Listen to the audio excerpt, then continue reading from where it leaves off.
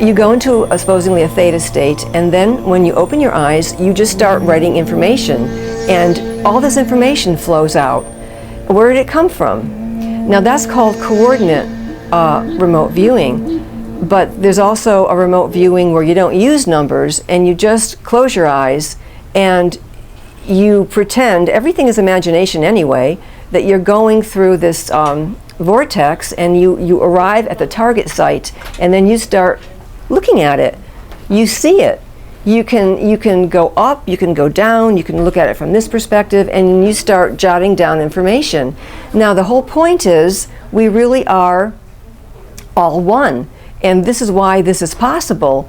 You know, they call it the Akashic Records, they call it a lot of things, but the information is out there, and all we need to do is believe that we can tap into it, because we can. I used now David Morehouse, he had studied for like 18, they trained him for like 18 months.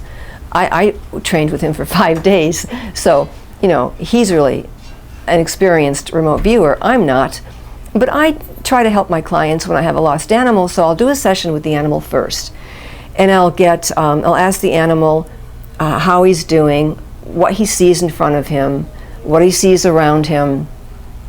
I'll do a body scan, which I'll talk about more later, where I try and go into the body, and I feel what the animal's feeling. Are they injured?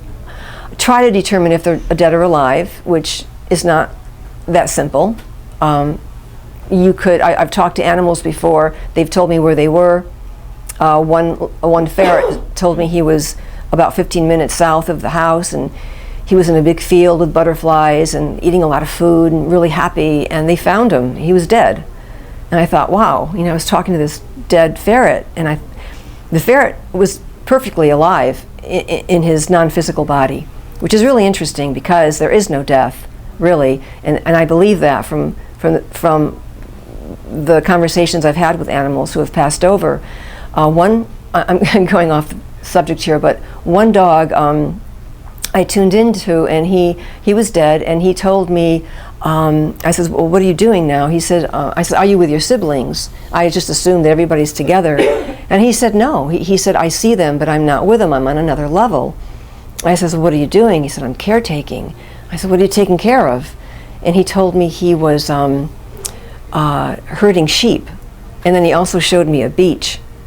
And then I went back and told the people. I felt kind of, you know, when you do this work, you really put yourself on the line, because you know you have to be confident and trust yourself, because you know you can look like a real nut. So I went back and said, you know, your dog told me he's herding sheep, and she said, wow, you know, we always took him sheep herding. It was one of his favorite pastimes, and he loved the beach. We took him to the beach. So the dog was continuing on with his jobs, and he was perfectly happy in his next life. And I saw him with a woman. And the person thought that it might have been her grandmother. So anyway, so remote viewing. I think I'm off remote viewing now. So now I lose my chain of thought all the time. Excuse me. Okay. So now I just want to cover one more thing: the power of your thoughts, and then talk about some case studies. Again, quantum physics, they found that when you tried to observe one of these waves, you couldn't, because as soon as you observed it, it became a particle, a matter. So what they're finding now, quantum physicists are saying that, in fact, our thoughts are where we place our intention, where we put our consciousness sets the unset jello. We're the ones that set it. So in fact, we create our reality with our thoughts. I mean, this is like, they're not even bringing this out into the schools yet. You know, the school system is still teaching their children the old physics. This is going to take a while before I mean, it's common knowledge, but it's going to take a while before it really hits the mainstream. But anyway, the point being, and they're finding, like when someone's attention, when you focus your intention, in a healing sort of way, is called prayer. And they show how it works. They took AIDS patients and those that were prayed for. healed faster. They had less trips to the doctor. They had less hospital visits, less medication. And then they've even explored the placebo effect. When you thought that this was going to help you, you got better. Tumors disappeared. You know, all this fascinating stuff. So our thoughts are so powerful.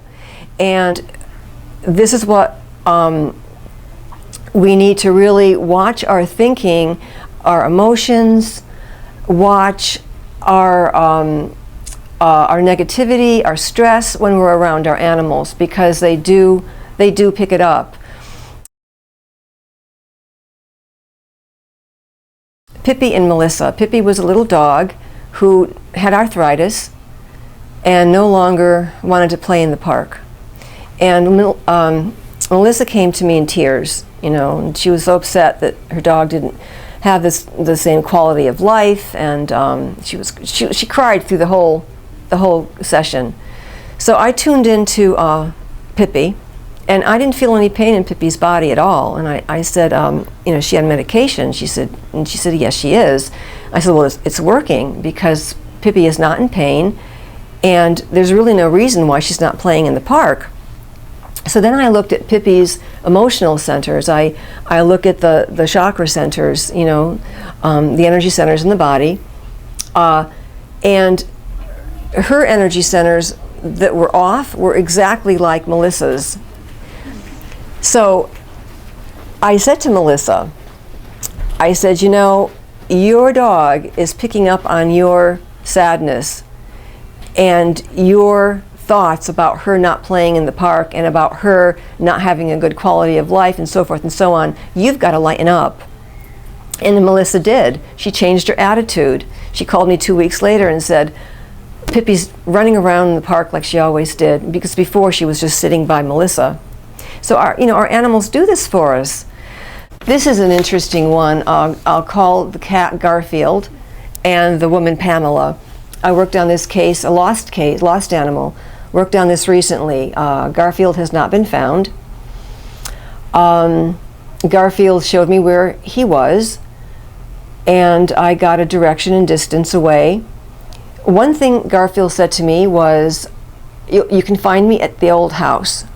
So I talked to Pamela, and she says, well, yeah, we did move, but the old house is 34 miles away. There's no way he could have gone back there.